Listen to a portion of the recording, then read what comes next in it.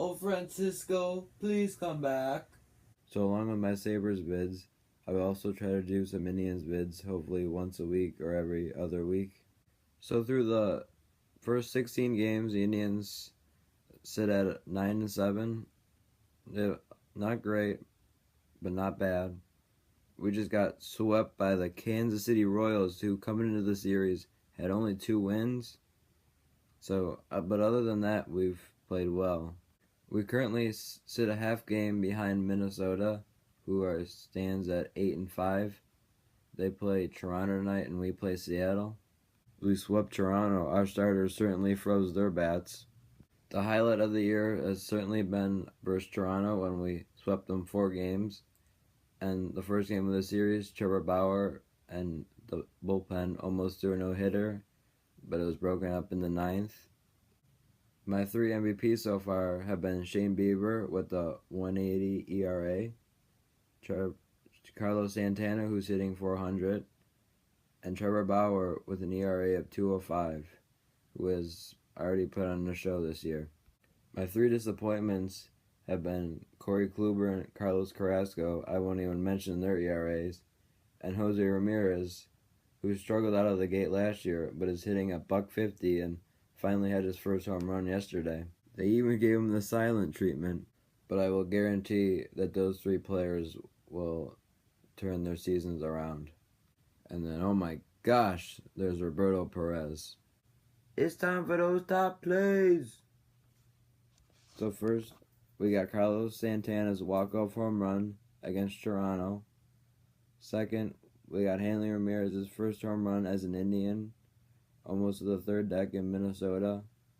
And third, we got Greg Allen's sweet diving play in the outfield last night against Seattle. So for our dang-its, we have Greg Allen trying to take 3rd versus Kansas City and being thrown out. It most likely ended up costing the Indians the game because they had just tied it, and then Kansas City walked it off next inning. Secondly, we have Tyler Naquin striking out 6 out of his first 7 at-bats and having a horrible at-bat each time. And then third, we have, where are the Indians' home runs? Only 12 so far, and 10 of them have been solo shots. Oh, I didn't forget about you, Roberto. But sadly, Roberto Perez isn't even last on the team in average. Eric Stamets is hitting .049, and we get rid of Brad Miller to keep this guy. Jose is hitting a .150, and then there's Perez hitting a .176. That DFAing Brad Miller was a really bad decision, and I hope it winds up costing us. Humberto did also throw out Malik Smith, who hasn't been caught this year yet. Just to give an update on the Indians' injury status, Jason Kipnis returned last night, going 1 for 3 with a walk and driving in a run, so that's a positive. Francisco Lindor will be starting his rehab games for Columbus tonight. He would have been back by now, but his ankle blew up on him.